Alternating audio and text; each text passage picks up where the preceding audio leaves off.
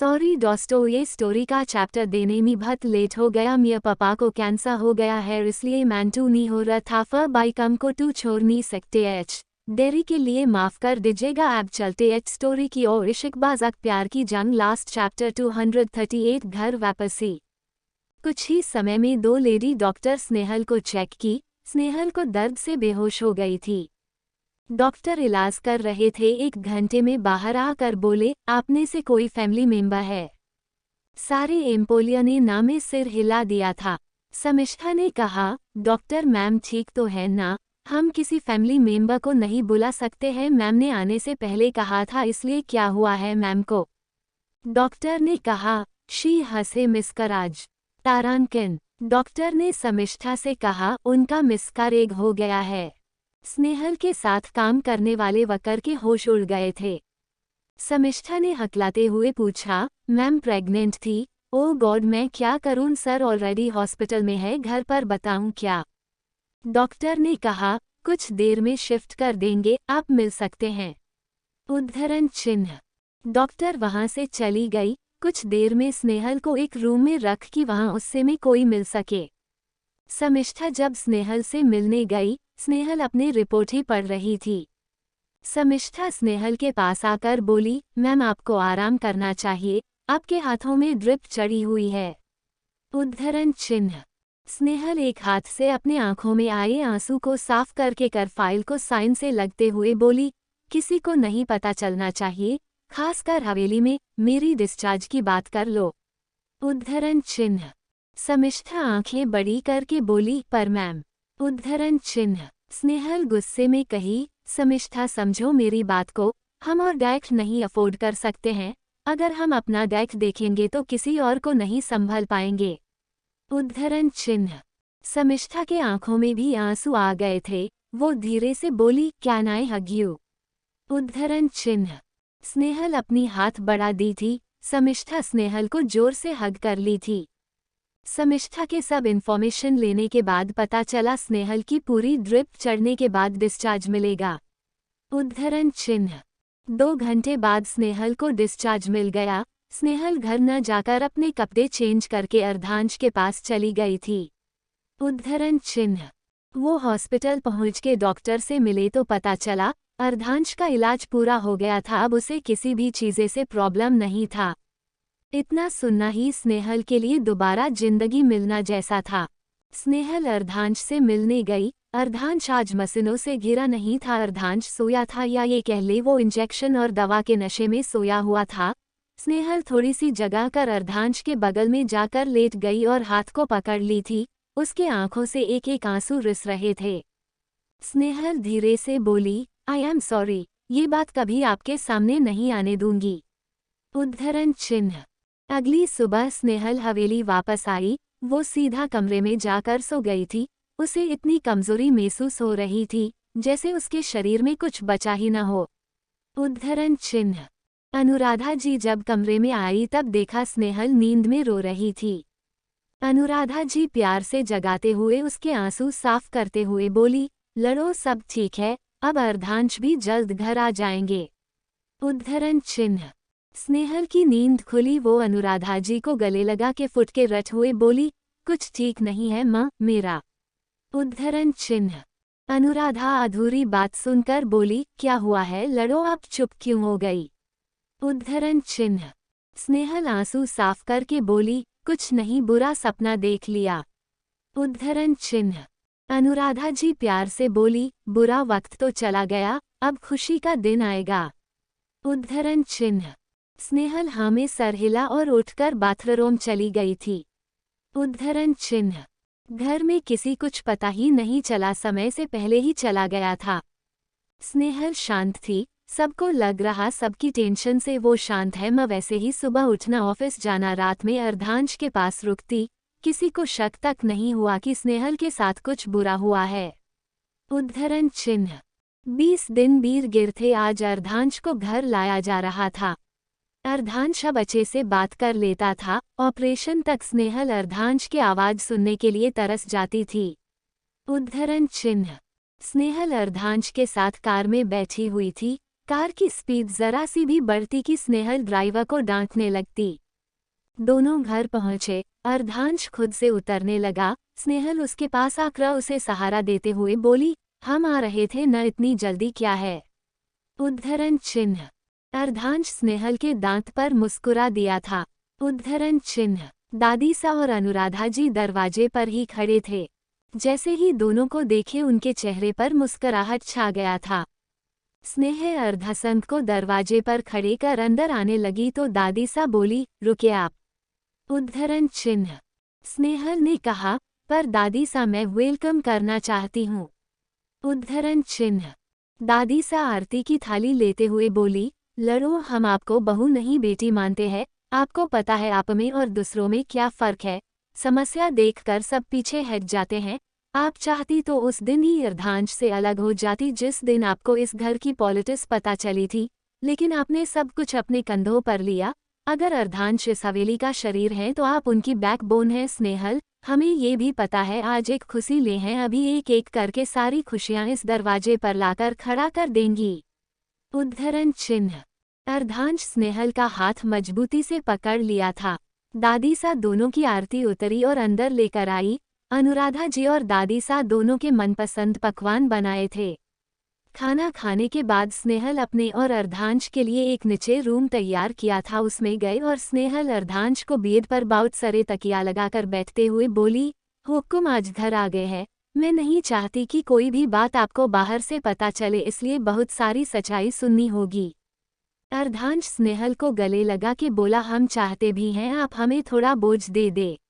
उद्धरण चिन्ह। स्नेहल अलग होके बोली, ऐसे मैं बहुत कमजोर हो जाऊंगी। मैं आपके सामने नहीं रोना चाहती, आप बस मेरा हाथ पकड़ो। अगर बोलते बोलते मैं रोने लगूंगी तो मुझे जोर से गले लगा लेना। उद्धरण चिन्ह। अर्धांश है में सर हिला दिया था। उद्धरण चिन्ह। स्नेहल गहरी सांस लेकर बोली, ये तो आपको पता है, आरुषि की शादी करा दी थी मैंने, पर आर्या को मैंने घर से निकल दिया स्वर्ण के साथ। उद्धरण चिन्ह। स्नेहल ने एक एक सच्चाई बताई, बस अपनी प्रेगनेंसी को लेकर। उद्धरण चिन्ह। पूरा सैक। चैप्टर 239। स्नेहल सच बताई थी। अर्धांश शौक में था। स्नेहल अर्धांश को गले लगा के बोली, मुझे नहीं पता था आर्या के लिए मेरा प्यार काम पड़ जाएगा। अर्धांश स्नेहल को अलग करके कहा, स्नेहल आपने कहा 2 रिपोर्ट, दूसरा क्या है स्नेहल? स्नेहल अपने जेब से चाबी निकलकर बेड के बगल वाला लॉकर खोलते हुए कही, आपको एक उम्र के बाद मॉम का प्यार नहीं मिला था ना? अर्धांश स्नेहल को गौर से देखने लगा। स्नेहल एक फाइल देते हुए कही, ये कुछ साबुत के साथ अधूरी फाइल है। आपकी मासा को मारने का प्लान बनाने वाली उन्हें रास्ते पर हटाने में स्वर्णा का हाथ था। आपकी इस हालत का बदला मैं उससे ले लूंगी, लेकिन हम चाहते हैं मासा की एक एक तड़प का, उन एक एक बिजली के झटकों का बदला ले, उन सालों का बदला ले जो आपने बिना मासा के काटी है। उद्धरण चिन्ह।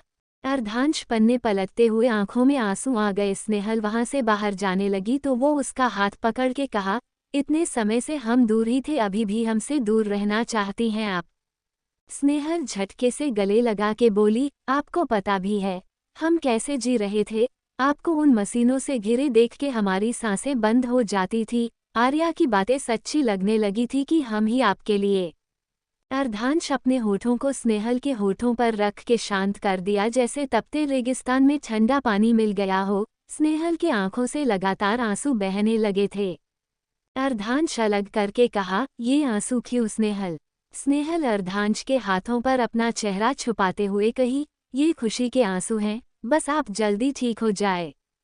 अर्धांश प्यार से कहा, खुशी में मुस्कुराए स्नेहल, मुझे मेरी तंदुरुस्त जान चाहिए, हंसती खेलती। स्नेहल रोते हुए ही मुस्कुरा दी थी। अर्धांश ने अनुराधा जी से मिलने के लिए कहा। स्नेहल अनुराधा जी को वहां बुलाए। अर्धांश सारी सच्चाई अनुराधा जी के मुंह से सुनकर दिल भर आया। अर्धांश अपने दिल दिमाग में सब सोच लिया था, कैसे स्वर्ण जी को टॉर्चर करना था। स्नेहल को थोड़ा बहुत राहत तो मिला कि अर्धांश ठीक है और अब उसे सब सच्चाई पता है। अर्धांश अब अपने तरह से बदला लेगा।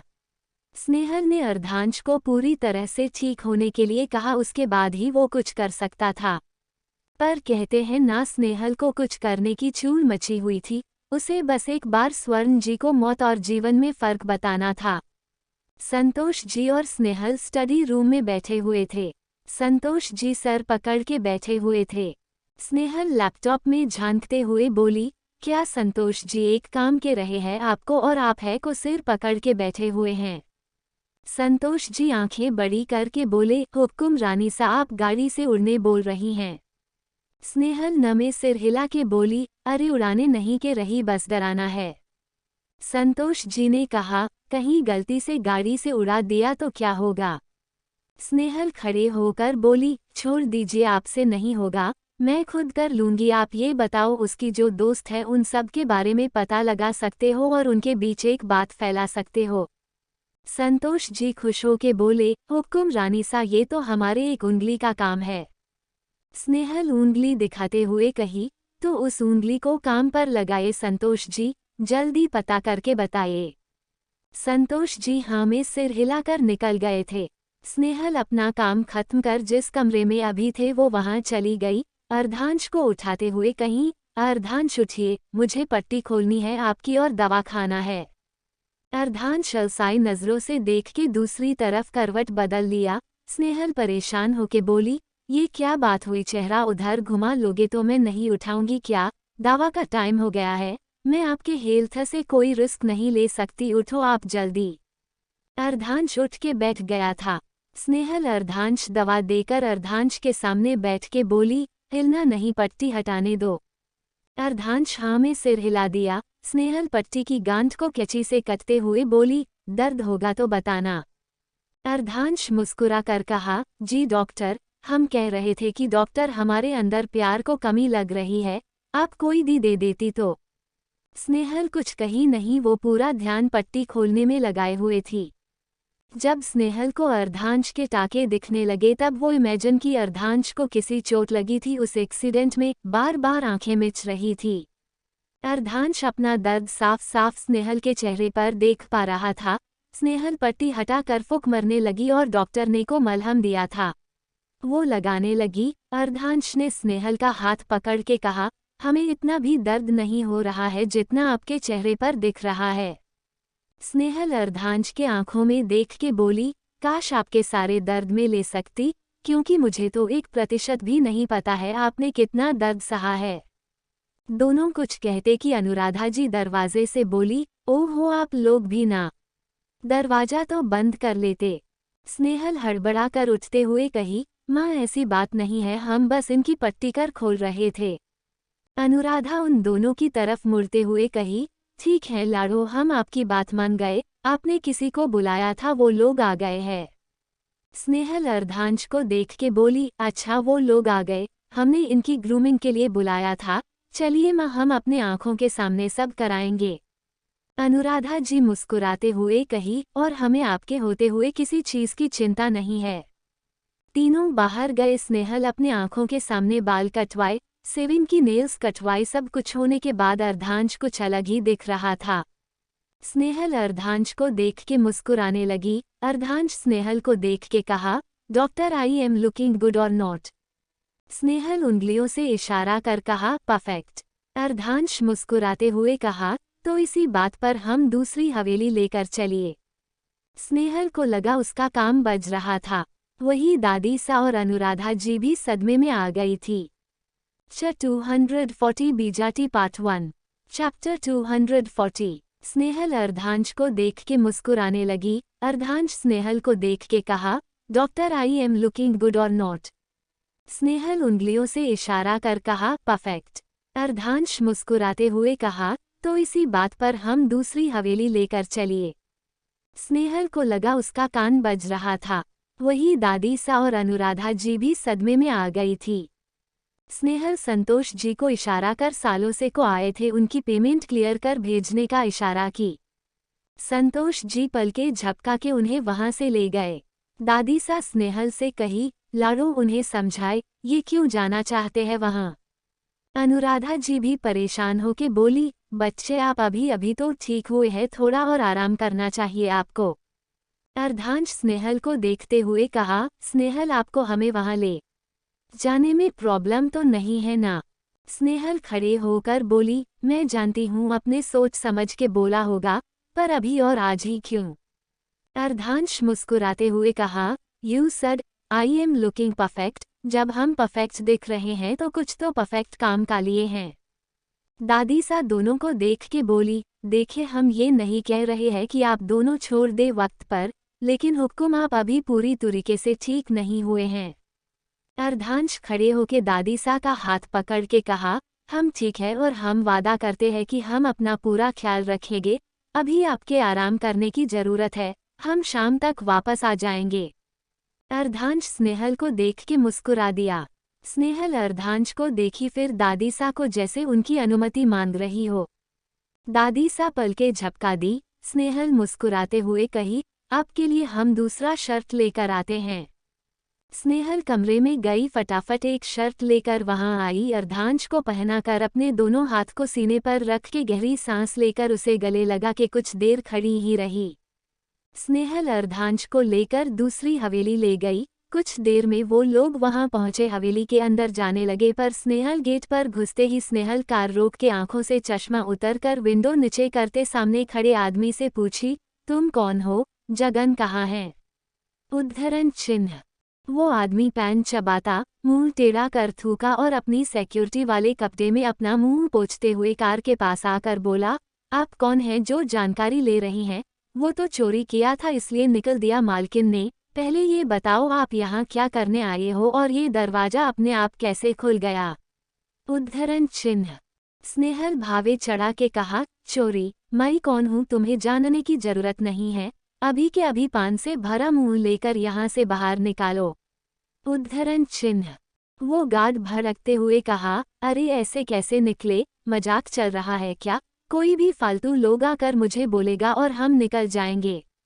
हम अभी मालकिन को बुला कर लाते हैं, गाड़ी बाहर करो, कुछ देर रुको, मालकिन की पार्टी खत्म होगी वैसे ही। उद्धरण चिन्ह। स्नेहल बगल में बैठे अर्धांश को देखते हुए कही, अंदर किटी पार्टी चल रही है। उद्धरण चिन्ह। अर्धांश मुस्कुराते हुए कहा, हमें पता है, this is the right time thoughts why I hear. उद्धरण चिन्ह। स्नेहल गहरी सांस लेकर बोली, ओके आप जाओ, हम कार पार्क करके आती हूँ। उद्धरण चिन्ह। अर्धांश कार से उतरे हुए कहा, I hope you handle this man. उद्धरण चिन्ह। अर्धांश कार से उतर के आगे बढ़ गया, पर गार्ड अर्धांश को रोकने के लिए उसके पीछे जाने लगा कि स्नेहल पीछे कार का एक्सीलेटर लेकर कार आगे बढ़ा दिया, जैसे आज उस आदमी को थौक ही देगी। स्नेहल बिल्कुल 1 इंच पर कार रोका, वो आदमी डर के गिर गया और आंखें मचली थी। स्नेहल कार पीछे कार पार्क की और उस गार्ड के पास आके बोली, बस 1 सेकंड के लिए बच गए, नहीं तो तुम्हारे ऊपर चढ़ा ही देती मैं। 10 मिनट के अंदर ये सारी कार मुझे बाहर दिखनी चाहिए और तुम मुझे यहाँ नहीं दिखने चाहिए। वो औरत जो अंदर जुआ खेल रही है, तुम्हारी मालकिन तो नहीं है। अगर मैं पुलिस को बुला लूंगी तो तुम जेल जोगे। उद्धरण चिन्ह। स्नेहल वहां से अंदर चली गई थी। अर्धांश अंदर जाकर एक दीवार से टेक लगाकर खड़ा था। स्नेहल खड़ा देख के आंखें छोटी कर वहां आई, अर्धांश के नजरों का पीछा कर देखने लगी थी। वहां 10 औरतों का झुंड था, कोई सिगरेट भूख रही थी तो कोई शराब पी रही थी। सबके हाथों के पत्ते थे, चुगली, हंसी, ठिठोली तो जोरों शोरों से थी। 2 नौकरानी सर झुकाए कुछ कुछ दूरी पर खड़ी थी। उद्धरण चिन्ह। अर्धांश मुस्कुराते हुए स्नेहल का हाथ पकड़ा और गला साफ करते हुए आगे बढ़ते हुए कहा, हेलो लेडीज एंड लेडीज। उद्धरण चिन्ह। स्वर्ण जी अर्धांश को देख के चौंक गई, हड़बड़ाकर पत्ते अपने पीछे छुपाते हुए खड़े होने लगी थी। वो औरतें भी स्वर्ण को देख के पीछे अर्धसन को देख के खड़े हो गई थी। दोनों नौकरानी स्नेहल और अर्धांश को देख के खुश हो गई थी, जैसे सूखी जमी पर बारिश हो गया हो। सारी औरतें एक एक कर अर्धांश को खमा घनी कहकर ग्रीट करने लगी थी। अर्धांश मुस्कुरा कर कहा, आप सबको भी घनी खमा। एक औरत स्नेहल को देख के कही, स्वरू यही है न तुम्हारी बड़ी बहू। उद्धरण चिन्ह। स्नेहल आंखें बड़ी करके बोली, आप लोग मेरे बारे में बात कर रहे हो क्या? रुको जरा, क्या सासू माँ आपका बड़ा बेटा आया है और साथ में आपकी बिंदनी को भी लाया है? आप बैठने के लिए नहीं कहेंगी? उद्धरण चिन्ह। स्वर्ण जी के कंठ से जैसे आवाज ही नहीं निकल रही थी। वो कुछ कह रही उससे पहले स्नेहल सोफे पर जाकर बैठते हुए कही, हेमा एक जूस का गिलास और मेरे लिए स्ट्रांग कॉफी। हाँ तो आंटी शुरू करे। उद्धरण चिन्ह। अर्धांश स्वर्ण जी को भावे चढ़ा कर देखा। स्वर्ण जी महाराजा सोफे से सीध हट गई थी। अर्धांश सोफे के पास जाके सोफे को देखा, फिर टिश्यू पेपर लेकर सोफे को साफ करने लगा। पर दूसरी नौकरानी अर्धांश से टिश्यू पेपर लेकर बोली, हुक्म सा आप चौदे हम कर देते हैं। उद्धरण चिन्ह। सोफे साफ होने के बाद अर्धांश बैठ गया। स्वर्ण डरते हुए अपने दोस्तों से कही, आप लोग यहाँ से जाए, काफी समय हो गया है, हम बाद में मिलेंगे। उद्धरण चिन्ह। वही लेडी दोबारा बोली, स्वर्ण हम तुम्हें यहाँ नहीं छोड़ के जा सकते, पता नहीं ये लोग तुम पर हाथ उठाने न लगे, हुक्म सा को देख के नहीं लगता है वो भी तुम्हारा साथ देंगे। उद्धरण चिन्ह। स्वर्ण अपनी दोस्त का हाथ पकड़ के रोकते हुए कही, छवि जाओ न। उद्धरण चिन्ह। छवि स्नेहल को गुस्से में कहा, ये लड़की आपका पूरा घर तोड़ दी और आप अभी भी डर रही है। अर्धांश टली बजाते हुए कहा, स्वर्णा जी अपने सच नहीं बताया है इन्हें। स्वर्णा जी हड़बड़ाते हुए कही, मैंने कहा न जाओ यहाँ से तुम लोग। अर्धांश गुस्से में सबको देख के कहा, निकलो अभी के अभी मेरे घर से, नहीं तो तुम सबका फ्यूचर हम कल के पेपर में दिखाएंगे, और ये जहर से भरी स्वर्ण जी भी कुछ नहीं कर पाएगी, इनके ऊपर जो केस चल। स्वर्णा जी न में हिला के बोली, केस कौन सा केस है बेटे आप भी गुस्सा। स्नेहल हंसते हुए कही, निकलो अभी, अगर इसके साथ दिखी या कुछ प्लान कर रही हो तो घर में घुस के सबके पतियों को तुम लोगों का कांड बताऊंगी। 241 बिजिटी पार्ट 2। अर्धांश अंदर जाकर एक दीवार से टेक लगाकर खड़ा था। स्नेहल खड़ा देख के आंखें छोटी कर वहां आई, अर्धांश के नजरों का पीछा कर देखने लगी थी। वहां 10 औरतों का झुंड था, कोई सिगरेट भूख रही थी तो कोई शराब पी रही थी, सबके हाथों के पत्ते थे, चुगली हंसी ठिठोली तो जोरों शोरों से थी। 2 नौकरानी सर झुकाए कुछ कुछ दूरी पर खड़ी थी। उद्धरण चिन्ह। अर्धांश मुस्कुराते हुए स्नेहल का हाथ पकड़ा और गला साफ करते हुए आगे बढ़ते हुए कहा, हेलो लेडीज एंड लेडीज। उद्धरण चिन्ह। स्वर्ण जी अर्धांश को देख के चौंक गई, हड़बड़ाकर पत्ते अपने पीछे छुपाते हुए खड़े होने लगी थी। वो औरतें भी स्वर्ण को देख के पीछे अर्धसन को देख के खड़े हो गई थी। दोनों नौकरानी स्नेहल और अर्धांश को देख के खुश हो गई थी, जैसे सुखी जमी पर बारिश हो गया हो। सारी औरतें एक एक कर अर्धांश को खमा घनी कहकर ग्रीट करने लगी थी। अर्धांश मुस्कुरा कर कहा, आप सबको भी घनी खमा। एक औरत स्नेहल को देख के कही, स्वरू यही है न तुम्हारी बड़ी बहू। उद्धरण चिन्ह। स्नेहल आंखें बड़ी करके बोली, आप लोग मेरे बारे में बात कर रहे हो क्या? रुको जरा, क्या सासू माँ आपका बड़ा बेटा आया है और साथ में आपकी बिंदनी को भी लाया है, आप बैठने के लिए नहीं कहेंगी? उद्धरण चिन्ह। स्वर्ण जी के कंठ से जैसे आवाज ही नहीं निकल रही थी। वो कुछ कह रही उससे पहले स्नेहल सोफे पर जाकर बैठते हुए कही, हेमा एक जूस का गिलास और मेरे लिए स्ट्रांग कॉफी। हाँ तो आंटी शुरू करे।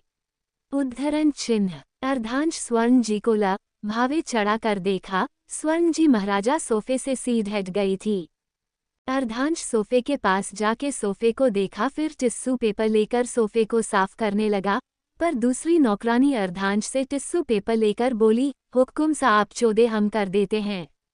उद्धरण चिन्ह।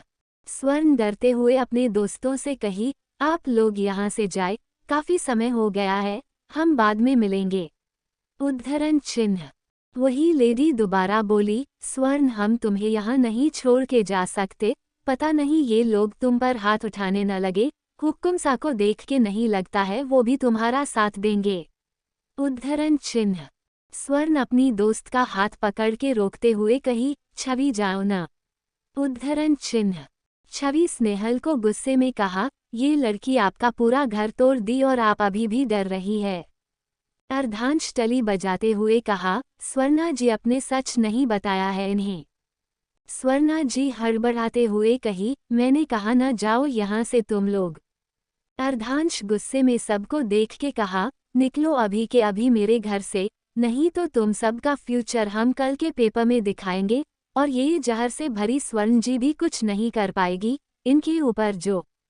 स्वर्णा जी न में हिला के बोली, केस कौन सा केस है बेटे, आप भी गुस्सा। स्नेहल हंसते हुए कही, निकलो अभी, अगर इसके साथ दिखी या कुछ प्लान कर रही हो तो घर में घुस के सबके पतियों को तुम लोगों का कांड बताऊंगी। स्नेहल के धमकाने के बाद भी सारी औरतें स्नेहल को घर के देख रही थी। अर्धांश को तो बिल्कुल पसंद नहीं आ रहा था। अर्धांश उठा और स्नेहल के पास आकर कहा, मिसेस शर्मा, सुना है अपनी लग्जरी लाइफ मेंटेन करने के लिए आप हर उद्धरण चिन्ह।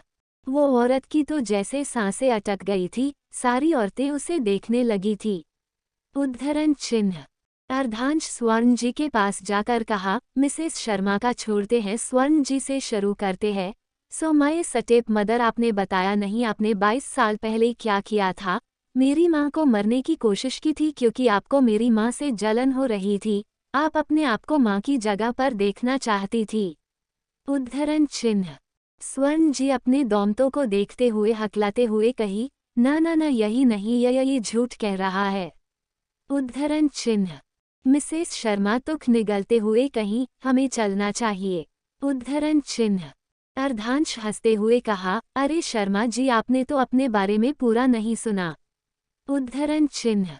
मिसेस शर्मा अर्धनहस के पैरों पर गिड़गिड़ाते हुए कही, जैसा हुक्म रानीसा ने कहा है हम वही करेंगे। स्वर्ण से हमारा कोई रिश्ता नहीं है, हम आपके कहीं नहीं दिखेंगे स्वर्ण के साथ। प्लीज आप लोग मेरे हस्बैंड को मत बताना, नहीं तो मैं सड़क पर आ जाऊंगी। उद्धरण चिन्ह। मिसेस शर्मा जी वहां से जितनी जल्दी हो सकता था वहां से निकल गई। उद्धरण चिन्ह। उसे पीछे पीछे और भी निकलने को तैयार थी, उन्हें भी डर तय अर्धांश कहीं अनका भी सच न बता दे। उद्धरण चिन्ह। अर्धांश उन्हें देखते हुए कहा, अरे अपने बारे में तो सुने जाए। उद्धरण चिन्ह।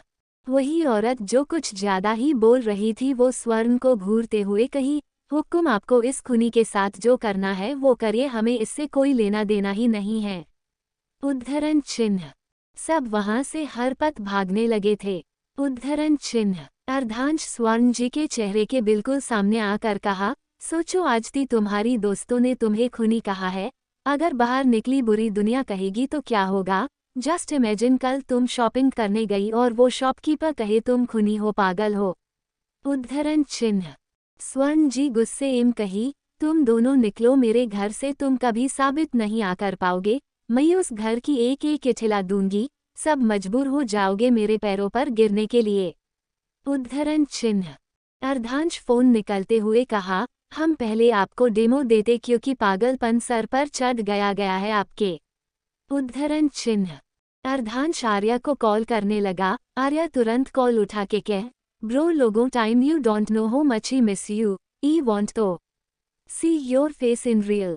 अर्धांश स्नेहल को इशारे करते हुए कहा, हम आपका इंतजार कर रहे हैं, जल्द आए आप।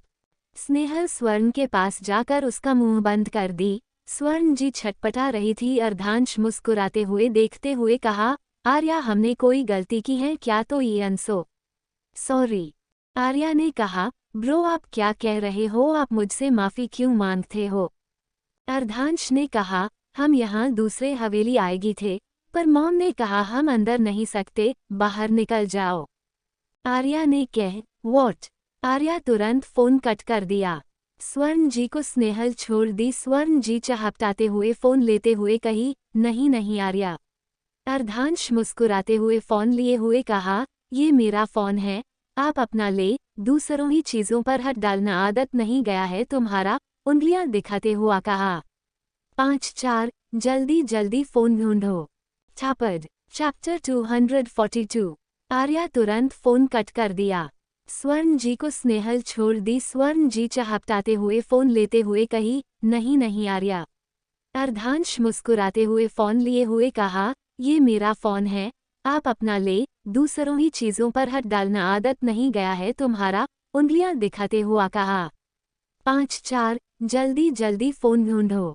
स्वर्ण जी सोफे पर फोन ढूंढने लगी थी, जैसे एक फोन उनके हाथ में आया, उनका फोन भी रिंग होने लगा था। कॉल किसी और का नहीं आर्या का था। स्वर्ण जी फोन उठते ही बोली, आर्या हमारी बात सुने ये। आर्या एक नहीं सुनता, वो गुस्से में कहा, मॉम अपने भाई को घर में घुसने नहीं दिया। मॉम जितना वो मेरा घर है उतना ही भाईसा का भी घर है। आप भाईसा को दुख पहुंचा रही हैं तो आप मुझे दुख पहुंचा रही हैं। आप ऐसा कैसे कर सकती हैं? स्वर्णा जी ने कहा, आर्या ऐसा।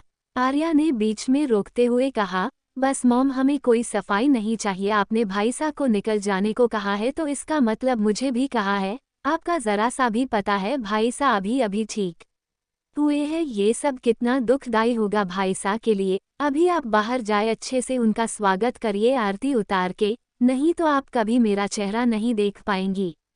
आर्या फोन करके अर्धांश को कॉल कर कहा, भाईसा बाहर ही वेट करना, मॉम आपको लेने आ रही थी। अर्धांश हंसते हुए कहा, हाँ हम देख रहे हैं, सामने से आ रही है। आर्या ने कहा, भाईसा आपको वहां आने के लिए पूछने की जरूरत नहीं है, आप मॉम से मिलो, हम आपके जल्दी ही मिलते हैं। अर्धांश हाँ कहकर फोन काट कर स्वर्ण जी का चेहरा पकड़ के ऊपर कर दांत पिसते हुए कहा, अब हर दिन तुम्हारा मौत के बराबर होगा। अब तो जान गई हो, हम एक बार आर्या को कहेंगे और वो मेरे पीछे खड़ा हो जाएगा, उसकी माँ कौन है भूल जाएगा। धैर्य झटकते हुए कहा, हम औरतों पर हाथ नहीं उठते, नहीं तो। स्नेहल अपना हाथ उठाकर एक थप्पड़ स्वर्णा जी को लगाते हुए कहीं, कोई नहीं, हम कर सकते हैं। अर्धांश स्नेहल के ऐसा करने पर हंस दिया। स्वर्णा आंखें बड़ी करके दोनों को देख रही थी। अर्धांश स्वर्ण जी को आंखें दिखा के कहा, आंखें नीचे, नहीं तो अभी आंखें नोच लूंगा।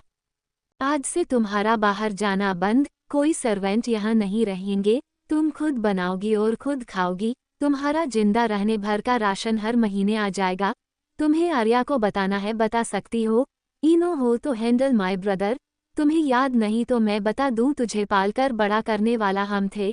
तुम्हें शॉपिंग और किट्टी से फुर्सत नहीं मिलती थी। हम बहुत शुक्रगुजार, तुम्हारे दोनों बच्चे तुम्हारे ऊपर नहीं गए, और तुमने जो जहर आर्या के मन में घोला है ना, वो बहुत जल्दी हम निकल फेंकेंगे।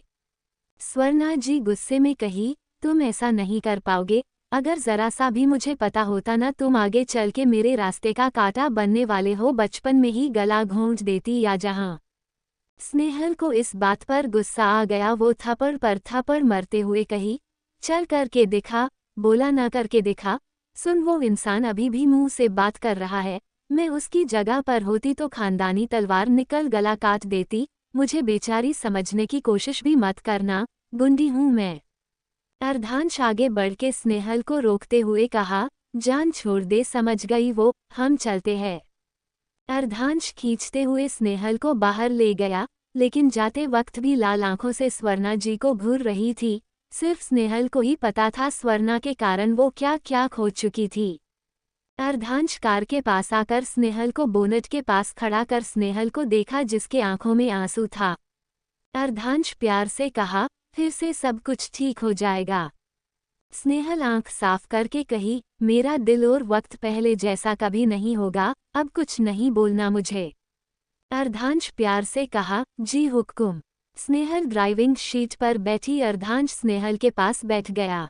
कुछ देर में वो लोग हवेली पहुंच गए थे। वो सबके साथ बैठ के खाना खाए।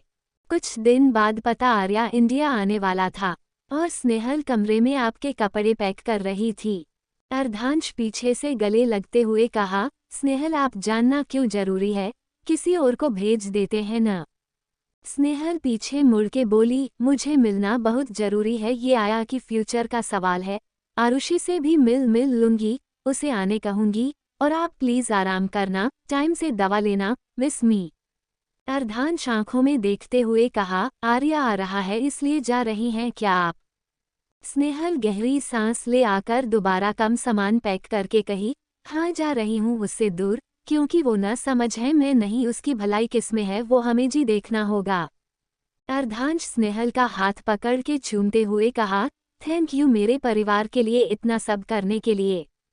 स्नेहल मुंह बनाते हुए कही, इसका मतलब अभी तक भी ये परिवार मेरा नहीं हुआ है। अर्धांश अब में सिर हिला के कहा, हमारे मुंह से गलती से निकल गए, ये आपका ही है स्नेहल, हमें ये बताने की जरूरत ही नहीं है आप इस घर की बेटा बन कैसे संभाल रही है, बेटे से भी बढ़कर है स्नेहल, आप हमारा प्यार हैं आप। स्नेहल मुस्कुराते हुए कही, अच्छा तो कुछ देर के लिए हमारे साथ वॉक पर चले। अर्धांश स्नेहल के साथ वॉक पर चला गया था। स्नेहल के लिए अर्धांश से हेल्थ की छीन थी, उसे छोड़कर जाने का मन न होते हुए भी। कुछ देर बाद स्नेहल घर से विदा लेकर एयरपोर्ट के लिए निकल गई थी। एडलाबादली चैप्टर 243। स्नेहल एयरपोर्ट पर अपने फ्लाइट का इंतजार कर रही थी। दूसरी तरफ आर्या की कार हवेली के गेट से अंदर आ रही थी। अर्धांश का फिजियोथेरेपिस्ट उसे एक्सरसाइज कर रहा था। अनुराधा जी बॉटल लिए खड़ी थी और दादी सा तौलिया लिए हुए जरा सा भी उसे पसीना आता दादी सहारा लेकर खड़ी होती और खुद पोंछने लगी थी। अनुराधा जी का तो दिल ही बार बार हाथ में आ जाता है। अर्धांश के चेहरे जैसे जी दर्द से सिकुड़ जाते थे। दोनों के दखलंदाजी से फिजियोथेरेपिस्ट भी परेशान हो गया था। वो अर्धांश के पास आकर कमर से बेल्ट उतारने लगा था। अर्धांश माथा सिकोड़ते हुए कहा, डॉक्टर हो गया। फिजियोथेरेपिस्ट दादी सा और अनुराधा जी को देख के कहा, नेक्स्ट सेशन मैसेज स्नेहल के होने पर ही करेंगे, क्योंकि इनके होते हुए तो आप नहीं ठीक हो पाएंगे। इन्हें मुझ पर भरोसा ही नहीं है, हम अपडेट कर देंगे स्नेहल जी को। अनुराधा जी आंखें बड़ी करके बोली, आप पानी लीजिए, शांत हो जाए। कहाँ हमारी बेटी तक बात पहुंचाने की बात कर रहे हैं, वो हमें पर गुस्सा करेंगी। अर्धांश अनुराधा जी को देख के हंसने लगा था। डॉक्टर अपना बैग उठा के गहरी सांस लेके बोला, आप हैंडल करे, स्नेहल जी को अपडेट करना हमारा काम है, नहीं तो हमारा पेमेंट वो नहीं देंगी। सी यू सुन। डॉक्टर वहां से चले गए। अर्धांश मुस्कुराते हुए कहा, माँ सा आप डरती हाँ स्नेहल से। अनुराधा जी नमे सिर हिला के कही, डरे क्यों ना, हम आपको दोबारा खड़ा होने के लिए उन्होंने अपनी नींद भूख समय सब कुछ लगा दिया, अभी इस भरोसे पर छोड़कर गए हैं हम आपका ख्याल रखेंगे। जब डॉक्टर उन्हें बताएगा तो उन्हें कितना बुरा लगेगा। वो हम सबका गुस्सा खुद के ऊपर निकलती है, खाना पीना अपना ख्याल रखना छोड़ देती है।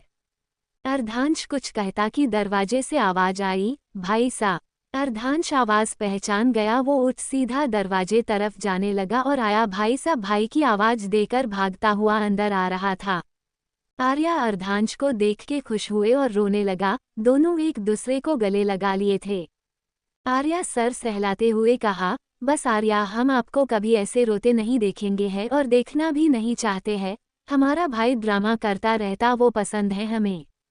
आर्या दूर होकर अपने आंसू साफ करते हुए कहा, भाई हम बता नहीं सकते उतने टाइम से क्या फील कर रहे थे, just like we lost my father. Ardhansh पीठ थपथपाते हुए कहा, आप बड़े हो गए हैं, ऐसे नहीं रोते हैं, और आप मुझे कभी अलग नहीं कर सकते हैं। अर्धांश पीछे मुड़ के कहा, दादी सा, माँ आर्यों की नज़र उतार दे। आर्या दादी सा को गले से लगा लिया था। इधर खुशी खुशी वो चारों बात कर रहे थे। दूसरी तरफ स्नेहल फ्लाइट में चादर ताने सोई हुई थी, जैसे लंदन पहुंचने से पहले अपनी नींद तो पूरा ही कर लेगी। स्नेहल 15 घंटे के फ्लाइट के बाद लंदन पहुंची। वो सबसे पहले रेस्टोरेंट में खाना खाई, उसके बाद घर चली गई थी। वहां स्नेहल आर्या की मौजूदगी महसूस कर पा रही थी। पूरे घर में आर्या का कुछ न कुछ सामान बिखरा पड़ा हुआ था। स्नेहल इंटरकॉम से मैड को कॉल कर घर बुलाए, अपने कमरे में जाकर कपड़े चेंज कर आर्या के कमरे में चली गई थी। वहां बहुत सारे कैनवस रखे हुए थे। स्नेहल एक एक कैनवस पर आर्या की कलाकारी देखकर इमोशनल हो गई थी। उससे याद आ रहा था कैसे वो स्नेहल को कॉल कर अपनी ने पेंटिंग दिखाया करता, अपनी इंस्पिरेशन बताया करता था, घंटों बातें करते हुए अपनी पेंटिंग बनाया करता था। स्नेहल पेंटिंग को छूते हुए कही, आई मिस दोज डेज, का सब ठीक होता, पर सिचुएशन ऐसा हो गया है कि तुमसे दूर रहना पड़ रहा है। कुछ देर में मेड स्नेहल को ढूंढते हुए आर्या के कमरे के दरवाजे पर खड़े होके बोली, वेलकम मैडम, आप कैसी हैं? स्नेहल दरवाजे की तरफ देखते हुए बोली, मैं ठीक हूँ। घर में सामान क्यों बिखरा पड़ा है? यहाँ काम के लिए ही रखा गया है ना आपको? मेड सिर झुकाए हुए कही, मैडम सर सामान आर्यासी का है, मैं समेटने की कोशिश करती हूँ तो वो मना कर देते हैं, डांटते हैं। स्नेहल गहरी सांस लेकर चारों तरफ नजरें घुमा के बोली, ओके जाओ, मेरे रूम में बेड चेंज कर दो और डस्टिंग भी। मेड वहां से चली गई। स्नेहल आर्या के बिखरे सामान को उठाते हुए कही, बहुत ज्यादा जी बड़ा और समझदार हो गया है। सही कहते हैं, सब औरत ही औरत की दुश्मन होती है। अपने स्वार्थ में बच्चे को बहला दिया और नफरत फर दिया। स्नेहल आर्या का सारा सामान समेट के अपने कमरे में चली गई थी। स्नेहल कुछ सोच ही रही थी कि अर्धांश का कॉल आ गया। स्नेहल फोन उठा के बोली, आप ठीक हैं? अर्धांश ने कहा, हमें पता है आप बहुत समझदार है, इंडिपेंडेंट है, पर बेबी हमें तो अपनी उपस्थिति बता सकती हैं। आपको वहां पहुंचे बहुत समय हो गया, पर एक कॉल कर बता नहीं सकती थी। स्नेहल मुस्कुराते हुए कही, लगता घर में रहते रहते आप ना बिल्कुल मेरे जैसे हो गए हैं। अच्छा छोड़ो ये सब ठीक है ना, दवा ली थी ना आपने टाइम पर? अर्धांश ने कहा, और आप भी मेरी टेंशन मत लीजिए, जो करने गई है वो करे, यहाँ बहुत कोई है ख्याल रखने के लिए। दोनों काफी देर तक बातें करते रहे। अगले दिन स्नेहल रेडी होकर आर्या को कार लेकर घर से निकल गई थी। स्नेहल कुछ देर में आर्या के कॉलेज पहुंची। काफी देर तक कार में बैठे इंतजार करती रही। उसके दिमाग में क्या चल रहा था बस वही जन रही थी। कुछ देर में स्नेहल ने देख लड़के लड़कियां कॉलेज से बाहर निकल रहे हैं। स्नेहल कार की चारों तरफ की कार की शीशे लगा दी। कुछ देर में स्नेहल के विंडो साइड किसी में खटखटाया। स्नेहल विंडो बिना खोले एक नज़र देख के मुस्कुराकर चश्मे नीचे करते हुए कही, यही तो मैं चाहती थी। आर्या और खिलवाड़, चैप्टर 244। फर दिया। स्नेहल आर्या का सारा सामान समेट के अपने कमरे में चली गई थी। स्नेहल कुछ सोच ही रही थी कि अर्धांश का कॉल आ गया। स्नेहल फोन उठा के बोली, आप ठीक हैं? अर्धांश ने कहा, हमें पता है आप बहुत समझदार है, इंडिपेंडेंट है, पर बेबी हमें तो अपनी उपस्थिति बता सकती हैं। आपको वहां पहुंचे बहुत समय हो गया, पर एक कॉल कर बता नहीं सकती थी। स्नेहल मुस्कुराते हुए कही, लगता घर में रहते रहते आप ना बिल्कुल मेरे जैसे हो गए हैं। अच्छा छोड़ो ये सब ठीक है ना, दवा ली थी ना आपने टाइम पर? अर्धांश ने कहा, और आप भी मेरी टेंशन मत लीजिए, जो करने गई है वो करे, यहाँ बहुत कोई है ख्याल रखने के लिए। उद्धरण चिन्ह। अगले दिन स्नेहल रेडी होकर आर्या को कार लेकर घर से निकल गई थी। तारांकन। स्नेहल कुछ देर में आर्या के कॉलेज पहुंची। काफी देर तक कार में बैठे इंतजार करती रही। उसके दिमाग में क्या चल रहा था बस वही जन रही थी। कुछ देर में स्नेहल ने देख लड़के लड़कियां कॉलेज से बाहर निकल रहे हैं। स्नेहल कार की चारों तरफ की कार की शीशे लगा दी। कुछ देर में स्नेहल के विंडो साइड किसी में खटखटाया। स्नेहल विंडो बिना खोले एक नज़र देख के मुस्कुराकर चश्मे नीचे करते हुए कही, यही तो मैं चाहती थी। वो लड़की आंखें छोटी करते हुए कही, हु आर यू? उद्धरण चिन्ह। स्नेहल हंसते हुए कही, तुम पहले। उद्धरण चिन्ह। वो लड़की गुस्से में बोली, तुम कौन हो और तुम आया के कार में क्या कर रही हो? स्नेहल कार का गेट खोल के बाहर निकलते हुए बोली, तुम्हारी सारी बातें जो मन में चल रही हैं सब बताऊंगी, पहले कार में बैठो, प्रॉमिसफुल सेफे रहोगी। उद्धरण चिन्ह। वो लड़की आर्या को कॉल करने लगी थी, पर स्नेहल उसका हाथ नीचे करते हुए कही, लावण्या, मुझे पता है तुम्हें यहाँ किसने भेजा है। उद्धरण चिन्ह। लावण्या आंखें छोटी कर बोली, तुम?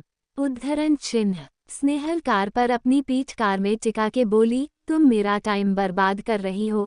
मैं तुमसे मिलने के लिए स्पेशली इंडिया से आई, तुम यहाँ नहीं होती तो मैं अपनी करोड़ों की डील सिग्न कर रही होती। बस तुमसे शांति से बात करने के लिए यहाँ से दूर ले जा रही थी। तुम अब शांति नहीं चाहती हो तो लो सुनो, तुम्हें प्रेम प्रश्न गाने स्वर्ण ने भेजा है न। उद्धरण चिन्ह। स्नेहल हाथ दिखा के रोकते हुए कही, पता तुम्हारे गले से आवाज नहीं निकलेगा तो सुनो, जो भी हो रहा है रोक दो, नहीं तो डिपोर्ट करा दूंगी मैं। कितनी घटिया हो तुम, प्यार को पैसे से तोलने निकले हो। और तुम्हारे माँ बाप कैसे हैं कि ये सब चीज़ों सौदा समझ रहे हैं। यहाँ से किसी भी कॉलेज में तुम अपना एडमिशन करवाओ, नहीं तो जो कंपनी का साथ स्वर्ण देने बोली है न वो हाथ से चली जाएगी। तुम्हें सच्चाई बताती हूँ, स्वर्ण ने जितना भी कहा है न शेयर की बात की है न वो सब मेरे पास है। तुम पूछ रही थी न मैं कौन हूँ? मैं हूँ माँ आर्या की भाभी माँ। उसके लिए मैं किसी भी हद तक जा सकती हूँ और किसी को भी रास्ते से हटा सकती हूँ। उद्धरण चिन्ह। लावण्या अपना फोन ढूंढने लगी थी। स्नेहल हंसते हुए कही, स्वर्ण को कॉल लगाना है। हाँ जरूर करो, उससे कहो कि अभी कुछ शेयर तुम्हारे पापा के नाम पर करे। उद्धरण चिन्ह। लावण्या फोन निकलकर स्वर्ण जी को कॉल किया। दूसरी तरफ से गुस्से में स्वर्ण जी कही, हमने तुम्हें क्या कहा था, आर्या पर काबू करो और इंडिया नहीं आने देना, पर तुम तो उसके दिल में जगह तक नहीं बना पाई हो। उद्धरण चिन्ह। लावण्या स्नेहल का चेहरा देख के कही, आंटी आप उसकी टेंशन मत लीजिए, वो मैं कर लूंगी। क्या आप डैड को अपने शेयर दे सकती है, अभी के लिए डैड की प्रॉब्लम सोल्व हो जाएगी। उद्धरण चिन्ह। स्वर्ण जी गुस्से में कही, कौन से शेयर, एक काम ढंग से हुआ नहीं, शेयर चाहिए। कुछ भी नहीं मिलेगा, तुम और तुम्हारे बाप मेरी चाट चाट के एक कंपनी क्या खोली सोचता है मेरी। उद्धरण चिन्ह। लावण्या फोन तुरंत कट कर दी। उद्धरण चिन्ह। स्नेहल गहरी सांस लेकर बोली, सुनो लावण्या, मुझे तुमसे कोई प्रॉब्लम नहीं है, बस तुम्हारे खेल से प्रॉब्लम है। आर्या का दिल खिलौना नहीं है, शायद उसे तुमसे प्यार हो भी जाए, लेकिन तुम्हारा प्यार तो पैसे है न, तुम तो आर्या के पैसे भाग रही हो। प्यार मजाक नहीं है, प्यार उससे करो जो तुमसे प्यार, न मैं दुश्मनी करने आई हूँ न नाटक देखने, बस आर्या से दूर रहो। मुझे पता है तुम्हारे डैड प्रॉब्लम में, उन्हें मेरे पास भेज दो, मैं उन्हें फिनेंस करूंगी, पर आर्या के दिल के साथ खिलवाड़ मत करो, नहीं तो मैं तुम सबकी जिंदगियों का खिलवाड़ बनाकर रख दूंगी। उद्धरण चिन्ह। लावण्या हाथ आगे करते हुए कही, ओके मैं आर्या को अब परेशान नहीं करूंगी, लेकिन यू हेल्प माई डैड। उद्धरण चिन्ह। स्नेहल हाथ मिलते हुए कही, समझदार हो, मुझे लगा नमूना दिखाना पड़ेगा, पर तुम बिजनेस करना जानती हो, नाइस टू मीट यू। उद्धरण चिन्ह। स्नेहल कार में बैठी और वहां से निकल गई। वो पहले मॉल में जाकर कुछ सामान लिए और आरुषि के घर के लिए निकल गई थी। कुछ देर में आरुषि के घर पहुंची। आरुषि स्नेहल को देख के इतना खुश हुई कि उसके आंखों में आंसू आ गए थे। आरुषि खुशी से बोली, आप मुझसे मिलने आई हैं। उद्धरण चिन्ह। स्नेहल हाँ में सर हिला दी थी। आरुषि स्नेहल का हाथ पकड़ के बोली, भाभी माँ आप भाईसा को क्यों नहीं लेकर आई। उद्धरण चिन्ह। स्नेहल प्यार से बोली, आर्या इंडिया गया है इसलिए। उद्धरण चिन्ह। आरुषि सर नीचे किए हुए कही, आप भाई को सच क्यों नहीं बता रही हैं, आपकी छुपी जान मुझे समझ में आ गई थी भाभी माँ। आर्या भाईसा तो हमसे कई ज्यादा आपसे प्यार करते हैं, हमसे पहले से माँ का दर्जा दे रहे थे, वो भी समझ जाएंगे, आपने कहीं उन्हें सच से रूबरू होने ही नहीं दिया। उद्धरण चिन्ह। स्नेहल सर सहलाते हुए कही, सब सही होगा, मैंने सुबह से कुछ नहीं खाया है, पहले हमें पेट पूजा करना है, उसके बाद हम कुछ देखेंगे। उद्धरण चिन्ह। चैप्टर 245 गुस्सा हावी। 2 दिन हो गया था आर्या में स्नेहल को घर पर न देखा न ही किसी से जीकर सुना था। आर्या को दादी के साथ मंदिर गया था। वो हिचकिचाते हुए पूछा, दादी सा वो आपकी बहू कहीं घर छोड़ के भाग तो नहीं गई। उद्धरण चिन्ह। दादी सा हंसते हुए कही, आप बच्चे हैं, वो आपकी भाभी माँ है, माँ कभी बच्चों को छोड़कर नहीं जाती, वो अपने बच्चों को सही रास्ता दिखती है और अपने बच्चों के सारे प्रॉब्लम खुद ही अपने सीए पर लेकर ठीक करती है ताकि उसे प्रॉब्लम न हो। आपको प्रॉब्लम न हो इसलिए वह दिन के लिए बाहर गई है। आर्या का दिल जोरों से धड़क गया था। आर्या गहरी सांस छोड़ते हुए कहा, वो मेरी माँ नहीं बन सकती है, वो हमारी गलत फहमी थी कि हमने पहचानने में गलती कर दी। माँ मेरी जान है, वो मेरे लिए कितना कुछ करती, और दादी माँ जब आप माँ को सही नहीं मानती तो उसे क्यों मानती है, वो तो किसी की माँ है भी नहीं। दादी हंसते हुए कहीं, आप नहीं समझेंगे, आपके ऊपर गुस्सा हावी है, चले आपके ऊपर भगवान का आशीर्वाद बना रहे। उद्धरण चिन्ह। आर्या दादी सा को हवेली ले गया। दूसरी तरफ स्नेहल कुछ दिन लंदन में रहने और भाई के साथ वक्त बिताने के बाद इंडिया वापस आ रही थी। वो जानती थी आर्या है पर है, फिर भी वो ज्यादा दिन तक अर्धांश को अकेले छोड़ ही नहीं सकती थी। एयरपोर्ट के बाहर अर्धांश स्नेहल का वेट कर रहा था। स्नेहल बाहर निकलते ही अर्धांश को देखकर अपने कदम जल्दी जल्दी बढ़ाने लगी, पर जैसे ही अर्धांश उसे गले लगाना चाहा, स्नेहल लाल आंखों से देखते हुए कही, क्यों आए हो, आप कार चलने से मना किए था, कुछ हो जाता तो आपको, आप समझते क्यों नहीं हो। आगे बढ़कर उसे बाहों में भरते हुए कहा, आपने मना किया था तो हम कैसे कर सकते हैं, हम ड्राइवर के साथ आए हैं, पानी लेन भेजे हैं। स्नेहल गहरी सांस लेकर कही, थैंक गॉड। आप कैसे हैं, दवा टाइम पर लेते थे? उद्धरण चिन्ह। अर्धांश स्नेहल में मुंह पर हाथ रख के कहा, कुछ न कहे, घर चले, आराम करे, उसे बाद सब बातें करेंगे। उद्धरण चिन्ह। ड्राइवर वह आया, स्नेहल का बैग उठाकर कार में रखा, दोनों बैठे हवेली के लिए निकल गए थे। उद्धरण चिन्ह। हवेली के अंदर आर्या दादी सा को कमरे से बाहर लाकर सोफे पर बैठाया और खुद उनके बगल में बैठ गया था। अनुराधा जी मुस्कुराते कटोरी में कुछ लेट हुए कही, आर्यू बच्चे, ये खाए, आपके लिए बनाया है हमने। आर्या खिलखिलाते हुए उत्साह से देखते हुए कहा, माँ सा क्या बनाया है? आप ना हमें बिगड़ रही हैं माँ सा, हम लंदन जाएंगे तो आपकी याद आएगी। अनुराधा जी मुस्कुराते हुए कही, तो हम भी आपके साथ चलेंगे। दादी सा प्यार से कही, अनु ने आपके लिए कल से पता नहीं क्या क्या बना रही, आप हमारी बहू को भी ले जाएंगे, बहू के बनाए हुए स्नैक्स भी, ये तो हम नहीं होने देंगे। आर्या और अनुराधा जी जोर जोर से हंसने लगी थी। कुछ देर बाद आर्या टाइम देखते हुए कहा, दादी सा कहीं आपकी बहू हमें देख के घर से निकाल न दे। दादी सा गुस्से में कही, आपके मुंह से इतने कड़वे बोल आते कहाँ से हैं, वो आपकी भाभी हैं। अर्धांश दरवाजे से कहा, ये आपका घर है आर्या, आपको स्नेहल ने नहीं निकला, आप खुद गए हैं यहाँ से। स्नेहल अर्धांश से अपना हाथ छुड़ाकर अपने कमरे की तरफ चली गई थी। आर्या सर नीचे किए खड़ा हो गया था। अर्धांश आर्या के पास आके कहा, आपको जरा सा भी अंदाजा नहीं है आर्या, चौधे आपको अच्छा नहीं लगता उनका सामने आना, तो वो नहीं आएंगे। आर्या धीरे से कहा, सॉरी भाई सा। अर्धांश वहां से कमरे में चला गया था। स्नेहल बाथरूम में नल चलाकर रो रही थी। अर्धांश बाथरूम के दरवाजे पर खटखटाते हुए कहा, स्नेह बाहर आए, हमें आपसे बात करनी है। स्नेहल अर्धांश की आवाज सुनकर अपना चेहरा पानी से साफ करते हुए कही, मुझे टाइम लगेगा, हुक्म, फ्रेश होकर आती हूँ। अर्धांश बाहर से कहा, आप रो रही हैं? स्नेहल कुछ नहीं कही, वो बाथटब में जाकर बैठ गई थी। दूसरी तरफ आर्या वहां से चला गया था। स्नेहल जब बाहर आई तब अर्धांश भी कमरे में नहीं था। स्नेहल रेडी हुई और नीचे चली गई थी।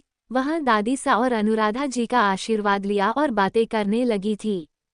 कुछ समय बाद स्नेहल ने कहा, हम ऑफिस से आते हैं। अर्धांश हाथ पकड़ के कहा, हम भी साथ चलते हैं।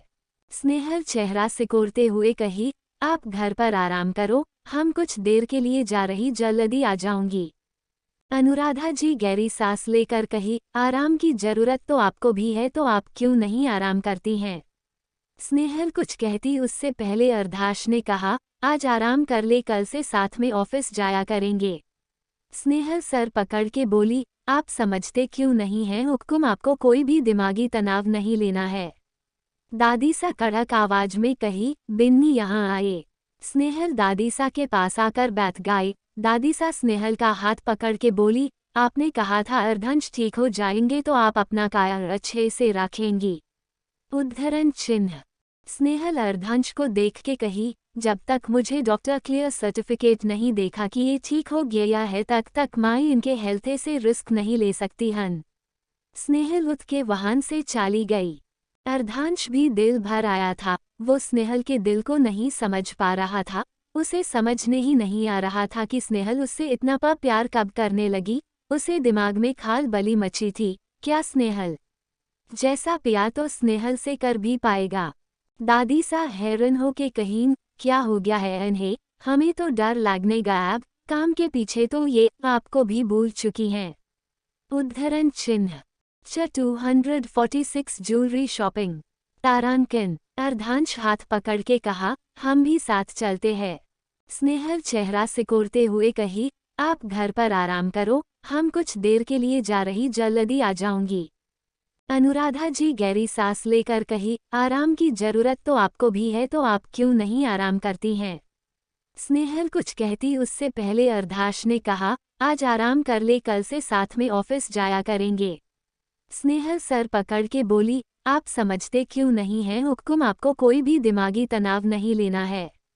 दादी सा कड़क आवाज में कही, बिन्नी यहाँ आए। स्नेहल दादी सा के पास आकर बैठ गई। दादी सा स्नेहल का हाथ पकड़ के बोली, आपने कहा था अर्धंश ठीक हो जाएंगे तो आप अपना काया अच्छे से रखेंगी। उद्धरण चिन्ह। स्नेहल अर्धांश को देख के कही, जब तक मुझे डॉक्टर क्लियर सर्टिफिकेट नहीं देखा कि ये ठीक हो गया है तक माई इनके हेल्थ से रिस्क नहीं ले सकती हन। उद्धरण चिन्ह। स्नेहल उठ के वहां से चली गई थी। दादी सा हैरान हो के कहीं, क्या हो गया है इन्हें, हमें तो डर लगने गया, अब काम के पीछे तो ये आपको भी भूल चुकी हैं। उद्धरण चिन्ह। तारांकन। आर्या जब सुबह उठा, रूम आधे नींद में उठकर बाहर आया, अंगड़ाई लेते हुए कहा, मॉम कॉफी। सवर्ण जी जो बहुत सारी गहनों के साथ लिविंग रूम में बैठी हुई थी और उनके साथ एक सोनार भी था, वो गहने ले रही थी। स्वर्ण जी शीशे में अपने आप को देखते हुए कही, आप खुद ले लेना या नौकर को ही बोल दे, आपको तो पता है न हमें पसंद नहीं है किचन में जाना, हम बहुत महत्वपूर्ण काम कर रहे हैं। उद्धरण चिन्ह। आर्या की आंखें लिविंग रूम की बहुत सारी लाइट की वजह से खुल गई थी, वो स्वर्ण जी अचंभे से देख रहा था। आर्या सर खुजाते हुए टाइम देखते हुए सोचा, मॉम को क्या हुआ है। उद्धरण चिन्ह। आर्या एक कदम और आगे करता स्वर्ण जी बोली, आर्या अपना क्रेडिट कार्ड देते हुए जाएगा। उद्धरण चिन्ह। आर्या गहरी सांस लेकर सोनार को देखा जो उसे मुस्कुराते हुए देख रहा था। वो हाँ में सर हिलाते हुए वहां से वापस कमरे में चला गया था। बाहर सोनार स्वर्ण जी को अपने झोले से एक बॉक्स निकल के देखते हुए कहा, देखिए हुक्म रानी है ये नया। उद्धरण चिन्ह। स्वर्ण जी हाथ बढ़ती कि सोनार का फोन बजने लगा, वो फोन देखा तो अर्धांश का कॉल था। वो डब्बा नीचे रखते हुए कहा, हुक्म सा का फोन है। उद्धरण चिन्ह। स्वर्ण जी के कान खड़े हो गए थे, वो मना करती उससे पहले उन्होंने कॉल उठा के बात करने लगे थे। स्वर्ण जी सोनार के चेहरे के बदलते रंग को देख दिल धड़क रहा था। सोनार बस जी हुक्म की रट लगाए हुए था। 2 मिनट में उसने फोन रखा और सामान समेटने लगा था। स्वर्ण की आंखें फाड़े बोली, अरे ये क्या। उद्धरण चिन्ह। आगे कहने से पहले स्वर्ण जी का फोन बजने लगा था और फोन अर्धांश का था। सोनार स्वर्ण जी को कहा, उठा ले हुक्म, आपसे कुछ कहना चाहते हैं। उद्धरण चिन्ह। स्वर्ण फोन उठाए, अर्धांश गुस्से में बोला, कुछ खुशी में गहने खरीद रही हैं आप जेल में पहनने के लिए। जो पैसे आप हर दिन उड़ा रही हैं न, वो दिन रात कर हमने बहुत मेहनत से कमाई है। आर्या घर पर है, इसका मतलब ये नहीं है कि आपको पैसों का खदान मिल गया है। गरीबी रेखा क्या होती हम दिखाए आपको, अपनी औकात मत भूलिए, नहीं तो हम कुचलने आ जाएंगे। जरा सी भी शर्म नहीं आती है न खुद के खून का प्रॉपर्टी हड़पने के लिए। एक लड़की को प्लान की तरह उसके लाइफ में भेज दिया और आर्या से प्यार का नाटक करो, उसे फसाओ, शादी कर प्रॉपर्टी में फेर बदल कर सको। माँ हो या लालची, लालच में कहीं अपने बच्चों को बेचने भी लगोगी। उद्धरण चिन्ह। स्वर्ण जी गुस्से में लाल हो गई थी। अर्धांश ने कहा, गुस्सा आ रहा है क्या? बहुत डैक की बात है, आप मुंह नहीं खोल सकती, नहीं तो अपने बेटे उर्फ क्रेडिट कार्ड से हाथ धो बैठेगी। उद्धरण चिन्ह। आर्या कमरे से बाहर आया, लेकिन वो बाहर जाने के लिए रेडी होकर आया था। वो चारों तरफ देखते हुए कहा, ये रहा क्रेडिट कार्ड पर वो अंकल कहाँ गए। उद्धरण चिन्ह। अर्धांश ने कहा, चुपचाप फोन आर्या को दे दो। उद्धरण चिन्ह। स्वर्ण जी फोन आगे बढ़ाते हुए कही, अर्धांश का कॉल है। उद्धरण चिन्ह। आर्या फोन लेते हुए कहा, ओके बट ज्वेलर। उद्धरण चिन्ह। स्वर्ण जी दिल ही दिल कुड़ते हुए कही, उनके घर में कुछ हो गया था इसलिए हड़बड़ी में निकल गए थे। उद्धरण चिन्ह। आर्या कंधे उचकते हुए कहा, ओके तो हम भी भाई सा और दादी के पास जा रहे हैं। उद्धरण चिन्ह। स्वर्ण जी मुस्कुराते हुए हाँ में सर हिला जी और दूसरी तरफ घूम के गुस्से में मुट्ठी में काश ली थी। उद्धरण चिन्ह। कुछ दिन ऐसे ही बीत गए थे, आर्या लंदन वापस चला गया था। वहां पहुंचते हुए सब कुछ ठीक जगह पर देख के गुस्से में अपनी माइड से कहा, हमने कहा था ना हमारी चीजें नहीं छूना, तो क्यों हाथ लगाया। उद्धरण चिन्ह। मैं धकलाते हुए कही, ससस सर मैडम ने किया है, आपका कमरा तक। वो ज्यादातर आपके कमरे में ही रहती थी, आप कहे तो साफ कर दूं। उद्धरण चिन्ह। आर्या स्नेहल का नाम सुनकर थोड़ा शांत हो गया था। वो न में हिला के अपने कमरे में चला गया था। कमरे में भी एक एक चीज साफ और सही जगह पर रखी हुई थी। आर्या बेड पर गिरते हुए कहा, समझ ही नहीं आता है क्या करूं। उद्धरण चिन्ह। वो फ्रेश होकर आरुषि के घर चला गया था। कुछ ही देर में आरुषि के घर पहुंचा। आरुषि उसे देख के बहुत खुश हुई थी। आर्या एक बैग देते हुए कहा, ये सरगी आपके लिए है, माँ ने और दादी ने भेजा है। उद्धरण चिन्ह। आरुषि हाथों में लेते हुए बोली, जानते हैं भाई सा, ये जो पहली सरगी होती है न, वो माँ अपने हाथों से बनाकर भेजती हैं, पर हमारी माँ को अपने शौक पूरे करने से फुर्सत ही नहीं मिलती है।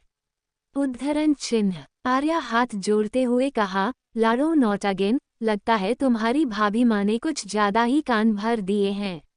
उद्धरण चिन्ह। आप सबको ये स्टोरी कैसे लगी कमेंट में बताइएगा।